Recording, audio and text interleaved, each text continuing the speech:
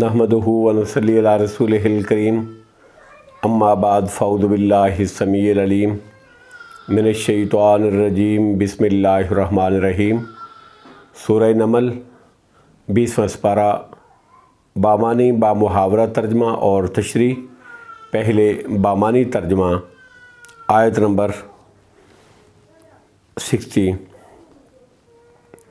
अम्मन, क्या तुम्हारे माबूद बेहतर हैं या वो अल्लाह जिसने खलक समावाते पैदा किया आसमानों को, वल अर्ज़ा और ज़मीन को, व अनज़ला और उसने नाजिल किया उतारा, लकुम तुम्हारे लिए, मिनस समाए आसमान से, माअन पानी, फ़अंबतना फिर हमने उगाए, बिही उसके ज़रिए से, हदाइका बागात, ज़ाता बहजा पुर रौनक, माकाना नहीं थी, लकुम कुदरत तुम्हें, अन ये कि तुम बेतु तुम उगाते, शजरहा उनके दरख्त। इलाहुम मअल्लाह, क्या कोई और माबूद है अल्लाह के सिवा, बल नहीं बल्कि हम वो कौम यादिलून ऐसे लोग हैं जो अल्लाह के बराबर हम सर बराबर ठहराते हैं। आयत नंबर 61। अम्मन, क्या तुम्हारे माबूद बेहतर हैं या वो अल्लाह जिसने जअलल अर्ज़ा बनाया ज़मीन को, करारन ठहरने के लायक ठहरने की जगह, वजअला और बना दी, खिलालहा उसके दरमियान, अनहारा नहरें, वजअला और बनाए, लहा उसके लिए, रवासिया मज़बूत पहाड़, वजअला और बना दी, बैनल बहरैने दो समुंदरों मीठे और खारे के दरमियान, हाजिज़ा आड़ वो आपस में नहीं मिलते। इलाहुम मअल्लाह, क्या कोई अल्लाह के अलावा कोई और माबूद है, बल नहीं बल्कि अक्सरुहुम उनकी अक्सर ला यालमून नहीं जानते नहीं इल्म रखते। आयत नंबर 62। अम्मई युजीबुल मुस्तर्रा, अम्मई क्या तुम्हारे में माबूद बेहतर हैं या वो अल्लाह, युजीबुल मुस्तर्रा जो कबूल करता है दुआ लाचार की, इज़ा जब दाओहो वो पुकारता है उसको, वयक्शिफुस्सूअ और वो दूर करता है तकलीफ़ को, वयजअलुकुम और वो बनाता है तुम्हें, खुलफ़ाअल अर्ज़ खलीफा जानशीन ज़मीन में। इलाहुम मअल्लाह, क्या कोई और माबूद है अल्लाह के अलावा, कलीलन मा तज़क्करून बहुत ही कम है जो नसीहत हासिल करते हो तुम। आयत नंबर 63। अम्मई, क्या तुम्हारे माबूद बेहतर हैं या वो अल्लाह रब्बुल इज़्ज़त, यहदीकुम जो राह दिखाता है तुम्हें, फ़ी ज़ुलमातिल बर्र अंधेरों में खुश्की के, वल बहर और तरीके, वमई युरसिलुर रियाहा वमई और जो वो जो युरसिलुर रियाहा भेजता है हवाएं, बुशरम खुशखबरी देने वाली, बैन यदई पहले, रहमत ही अपनी रहमत बारिश के साथ। इलाहुम मअल्लाह, क्या अल्लाह के अलावा कोई और माबूद हैं जो अल्लाह के साथ, ताला अल्लाह ताला बुलंद है, तालल्लाहु बुलंद है अल्लाह रब्बुल इज़्ज़त, अम्मा उसे जो वो युशरिकून शरीक ठहराते हैं। आयत नंबर 64। अम्मई, क्या तुम्हारे माबूद बेहतर हैं या वो अल्लाह रब्बुल इज़्ज़त, यब्दउल खल्का जो पहली बार पैदा करता है मखलूक को, सुम्मा फिर, युईदुहु वो लुटाएगा उसको, वमई और वो जो यर्ज़ुकुकुम रिज़्क़ देता है तुमको, मिनस समाए आसमान से, वल अर्ज़े और ज़मीन से। इलाहुम मअल्लाह, क्या कोई और माबूद है अल्लाह के सिवा, कुल फरमा दीजिए, ہاتو تم لے آؤ برہانکم اپنی دلیل ان اگر کن تم ہو تم صادقین سچے۔ آیت نمبر 65 کل فرما دیجئے لا یعلم نہیں جانتا من کوئی بھی فی السماوات آسمانوں میں والارض الغیبہ اور زمین میں غیب کی بات الا اللہ مگر اللہ سوائے اللہ کے وما یشعرون اور نہیں وہ شعور رکھتے ایانا کہ کب یبعثون دوبارہ اٹھائے جائیں گے وہ۔ آیت نمبر 66 بلکہ الدارہ کا بلکہ بالکل ہی ختم ہو گیا ہے علمہم ان کا علم فی الآخرت آخرت کے بارے میں بلکہ ہم وہ فی شک منہا شک میں ہیں اس سے بلکہ ہم وہ تو منہا اس سے آمون اندھے ہیں۔ اب محاورہ ترجمہ اور اس کی تشریح۔ آیت نمبر 60 من خلق السماوات والارض کیا یہ معبودان باطلہ بہتر ہیں یا وہ اللہ وانزل لکم من السماء ماء وہ اللہ جس نے آسمانوں اور زمین کو پیدا کیا فَأَنبَتْنَا بِهِ حَدَائِقَ ذَاتَ بَہْجَةٍ اور تمہارے لیے آسمان سے پانی نازل فرمایا پھر ہم نے مَا كَانَ لَكُمْ أَن تُنبِتُوهُ شَجَرَهَا پھر ہم نے اسے ایسے پر رونق باغ اگائے جن کے درخت لگانے کی تمہیں قدرت نہ تھی۔ یہاں سے پچھلے جملے کی پچھلی آیت کی تشریح جو پہلے بیان ہوئی تھی یعنی اللہ کی عبادت ہی بہتر ہے کیونکہ جب خالق رازق اور مالک وہی ہے تو عبادت کا مستحق کوئی دوسرا کیسے ہو سکتا ہے جو نہ کسی چیز کا خالق ہے نہ رازق ہے اور نہ مالک ہے۔ خیرن اگرچہ تفصیل کا صیغہ ہے لیکن یہاں تفصیل کی معنی میں نہیں ہے، مطلق بہتر کے معنی میں ہے، اس لیے کہ معبودان باطلہ میں تو سرے سے کوئی خیر ہے ہی نہیں کہ وہی اللہ تخلیق رزق اور تدبیر وغیرہ میں متفرد ہے، کوئی اس کا شریک نہیں ہے۔ فرمایا آسمانوں کو اتنی بلندی اور خوبصورتی کے ساتھ بنانے والا، ان میں درخشاں کواکب، روشن ستارے اور گردش کرنے والے افلاک بنانے والا، اسی طرح زمین اور اس میں پہاڑ، نہریں، چشمے، سمندر، شجر، اشجار، کھیتیاں اور انواع و اقسام کے طیور و حیوانات وغیرہ پیدا کرنے والا اور آسمان سے بارش برسا کر اس کے ذریعے سے بارونق باغات اگانے والا کون ہے؟ کیا تم میں سے کوئی ایسا ہے جو زمین میں سے درخت ہی اگا کر دکھا دے؟ ان سب کے جواب میں مشرکین بھی کہتے اور اعتراف کرتے تھے کہ یہ سب کچھ کرنے والا اللہ رب العزت ہے، جس طرح کہ سورۃ عنکبوت کی آیت نمبر 63 میں اللہ نے فرمایا الہ مع اللہ کیا اللہ کے سوا کوئی اور معبود ہے؟ اللہ کے علاوہ کوئی اور معبود ہے؟ یعنی ان سب حقیقتوں کے باوجود کیا اللہ کے سوا اللہ کے ساتھ کوئی اور بھی ہستی ایسی ہے جو عبادت کے لائق ہو یا جس نے ان میں سے کسی بھی چیز کو پیدا کیا ہو؟ یعنی کوئی ایسا نہیں ہے، کوئی ایسا نہیں ہے جس نے کچھ بنایا ہو یا عبادت کے لائق ہو۔ امن کا ان آیات میں مفہوم یہ ہے کہ کیا وہ ذات جو ان تمام چیزوں کا فاعل ہے، کرنے والی ہے، اس کی طرح ہے جو ان میں سے کسی چیز پر قادر نہیں ہے۔ بل ہم قوم یعدلون بلکہ یہ وہ لوگ ہیں جو غیر اللہ کو اللہ کے برابر ٹھہراتے ہیں، شریک کرتے ہیں، ہمسر بناتے ہیں۔ اس کا دوسرا ترجمہ ہے کہ وہ لوگ اللہ کا ہمسر اور نظیر ٹھہراتے ہیں۔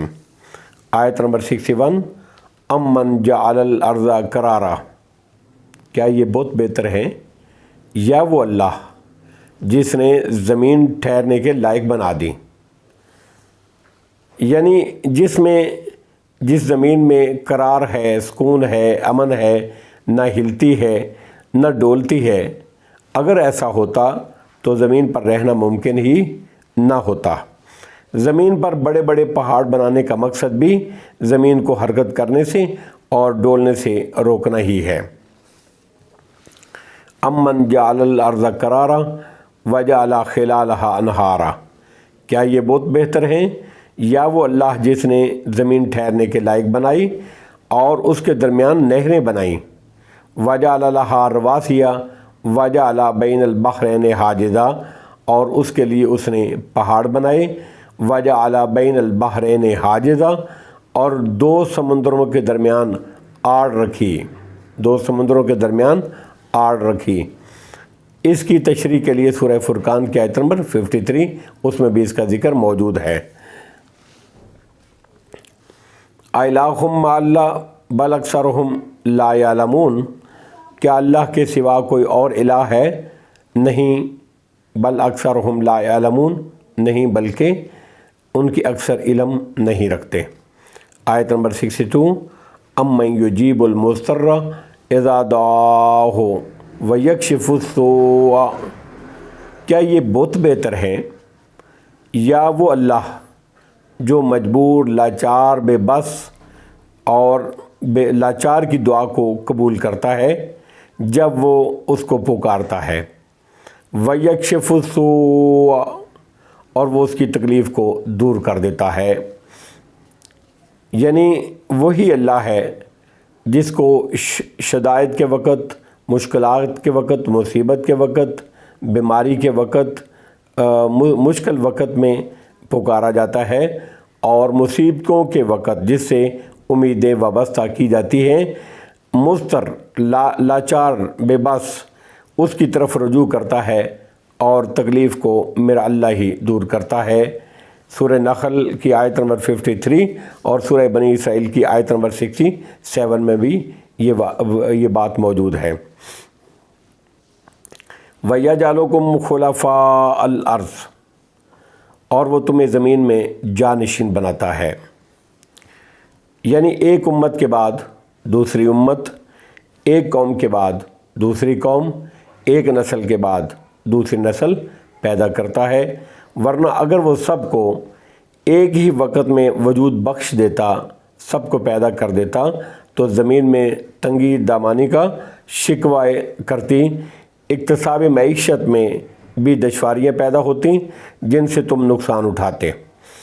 گویا یکے بعد دیگرے انسانوں کو پیدا کرنا اور ایک کو دوسرے کا جانشین بنانا، خلیفہ بنانا، یہ بھی اس کی کمال مہربانی ہے۔ وَيَجْعَلُكُمْ خُلَفَاءَ الْأَرْضِ، اور وہ تمہیں زمین میں جانشین بناتا ہے۔ الہ مع اللہ، کیا اللہ کے ساتھ کوئی اور معبود ہے؟ قلیلا ما تذکرون، تم کم ہی نصیحت حاصل کرتے ہو۔ آیت نمبر 63، امن یہدیکم فی ظلمات البر والبحر، کیا یہ بہت بہتر ہیں یا وہ اللہ جو تمہیں خشکی اور تری کے اندھیروں میں راہ دکھاتا ہے؟ یعنی آسمانوں پرستاروں کو درخشانی عطا کرنے والا کون ہے جن سے تم تاریکیوں میں راہ پاتے ہو؟ پہاڑ اور وادیوں کا پیدا کرنے والا کون ہے جو ایک دوسرے کے لیے سرحدوں کا کام بھی دیتے ہیں اور راستوں کی نشاندہی بھی اللہ ہی کرتا ہے۔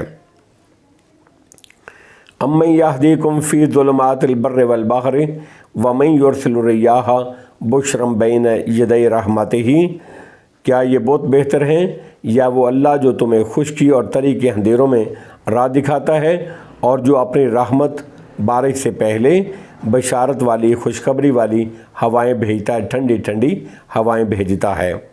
یعنی بارش سے پہلے ٹھنڈی ہوائیں جو بارش کی پیغمبر ہی نہیں ہوتی بلکہ ان سے خشک سالی کے مارے ہوئے لوگوں میں خوشی کی لہر بھی دوڑ جاتی ہے۔ الہ مع اللہ، کیا اللہ کے ساتھ کوئی اور معبود ہے؟ تعالی اللہ عما یشرکون، اللہ ان سے بلند و بالا ہے جن کو وہ شریک ٹھہراتے ہیں۔ آیت نمبر 64، امن یبدأ الخلق ثم یعیدہ، کیا یہ بت بہتر ہیں یا وہ اللہ جو مخلوق کو پہلی بار پیدا کرتا ہے پھر اس کو لوٹائے گا، یعنی قیامت والے دن تمہیں دوبارہ زندگی عطا فرمائے گا۔ وَمَن يَرْزُقُكُم مِّنَ السَّمَاءِ وَالْأَرْضِ، اور وہ جو تمہیں آسمان اور زمین سے رزق دیتا ہے۔ اِلٰہٌ مع اللہ، کیا اللہ کے ساتھ کوئی اور الہ ہے؟ یعنی آسمان سے بارش نازل فرما کر زمین سے اس کے مخفی چھپے ہوئے خزانے، غلہ جات اور میوے پیدا فرماتا ہے، اور اس طرح آسمان اور زمین کی برکتوں کے دروازے کھول دیتا ہے۔ اِلٰہٌ مع اللہ، کیا اللہ کے ساتھ کوئی اور الہ ہے، معبود ہے؟ قُلْ ہاتوا برہانکم ان کنتم صادقین، اے نبی اکرم صلی اللہ تعالیٰ علیہ وآلہ وسلم آپ فرما دیجئے اگر تم سچے ہو تو اپنی کوئی دلیل لے کے آؤ۔ آیت نمبر 65، قُلْ لَا يَعْلَمُ مَنْ فِي السَّمَاوَاتِ وَالْأَرْضِ الْغَيْبَ إِلَّا اللَّهُ، اے نبی اکرم صلی اللہ تعالیٰ علیہ وسلم فرما دیجئے آسمانوں اور زمین میں اللہ کے سوا کوئی بھی غیب کی بات نہیں جانتا۔ یعنی جس طرح ان معاملات میں، ان تمام معاملات میں جن کا ذکر ہوا، اللہ رب العزت متفرد ہے، اس کا کوئی شریک نہیں ہے، اسی طرح ایک غیب کے علم میں بھی وہ متفرد ہے، اس کا کوئی شریک نہیں ہے، اس کے علاوہ کوئی کائنات میں عالم الغیب نہیں ہے، نہ نبی، نہ ولی، نہ کوئی دوسرا، نہ کوئی تیسرا، نہ کوئی نیک، کوئی عالم الغیب نہیں ہے، صرف اللہ۔ نبی اور رسولوں کو بھی اتنا ہی علم ہوتا ہے جتنا اللہ رب العزت وحی اور الہام کے ذریعے سے ان کو بتاتے ہیں، اور جو علم کسی کے بتلانے سے حاصل ہو اس کے عالم کو عالم الغیب نہیں کہتے۔ عالم الغیب تو وہ ہوتا ہے جو بغیر کسی واسطے کے اور ذریعے کے ذاتی طور پر ہر چیز کا علم رکھے، ہر حقیقت سے باخبر ہو، اور مخفی چھپی سے چھپی چیز بھی اس کے دائرہ علم سے باہر نہ ہو۔ یہ صفت صرف اور صرف اللہ رب العزت کی ہے، اس لیے صرف وہی عالم الغیب ہے، اس کے سوا کائنات میں کوئی عالم الغیب نہیں ہے۔ حمہ عائشہ صدیقہ رضی اللہ تعالیٰ عنہ بیان فرماتی ہیں، صحیح بخاری کی حدیث نمبر 4855 اور صحیح مسلم کی حدیث نمبر 177 اور جامع ترمذی کی حدیث نمبر 3068 ہے۔ اماں جی فرماتی ہیں کہ جو شخص یہ گمان رکھتا ہے کہ نبی اکرم صلی اللہ تعالیٰ علیہ وآلہ وسلم آئندہ کل کو پیش آنے والے حالات کا علم رکھتے ہیں، اس نے اللہ پر بہت بڑا بہتان باندھا، اس لیے کہ وہ تو فرما رہا ہے، اللہ تو فرما رہے ہیں کہ آسمان اور زمین میں غیب کا علم صرف اللہ کے پاس ہے۔ حضرت قتادہ رضی اللہ تعالیٰ عنہ بیان فرماتے ہیں کہ اللہ رب العزت نے ستارے 3 مقصد کے لیے بنائے: آسمان کی زینت، رہنمائی کا ذریعہ، اور شیطان کو سنگسار کرنے کے لیے، لیکن اللہ کے احکام سے بے خبر لوگوں نے ان سے غیب کا علم حاصل کرنا، کہانت کا ڈھونگ رچا لیا۔ مثال کے طور پہ یہ طوطا فال وغیرہ یہ کہتے ہیں جو فلاں فلاں ستارے کے وقت نکاح کرے گا تو یہ ہوگا، فلاں فلاں ستارے کے وقت سفر کرے گا تو ایسا ہوگا، فلاں فلاں ستارے کے وقت پیدا ہوگا تو ایسا ایسا ہوگا، وغیرہ وغیرہ۔ یہ سب ڈھکوسلے ہیں، ان کے قیاسات کے خلاف اکثر ہوتا رہتا ہے۔ ستاروں، پرندوں اور جانوروں سے غیب کا علم کس طرح حاصل ہو سکتا ہے، جبکہ اللہ کا فیصلہ تو یہ ہے کہ آسمان اور زمین میں اللہ کے سوا کوئی غیب نہیں جانتا۔ اے نبی اکرم صلی اللہ تعالیٰ علیہ وآلہ وسلم فرما دیجئے آسمانوں اور زمین میں اللہ کے سوا کوئی بھی غیب کی بات نہیں جانتا۔ وما یشعرون ایان یبعثون، اور وہ خود ساختہ معبود تو یہ بھی نہیں جانتے کہ وہ قبروں سے کب اٹھائے جائیں گے۔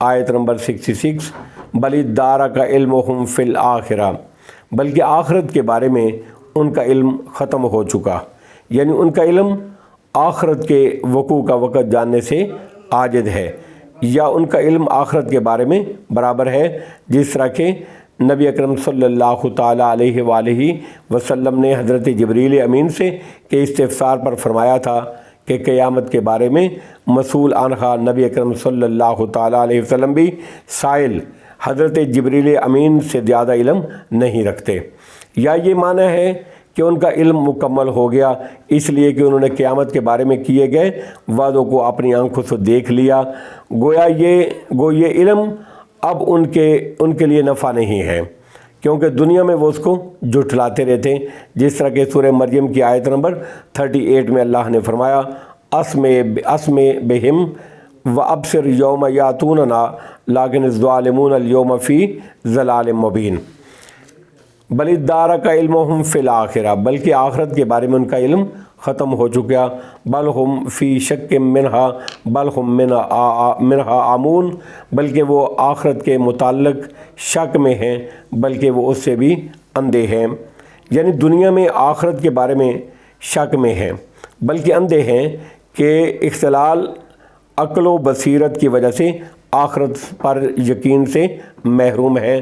واللہ عالم بالصواب، وآخر دعوانا ان الحمد للہ رب العالمین۔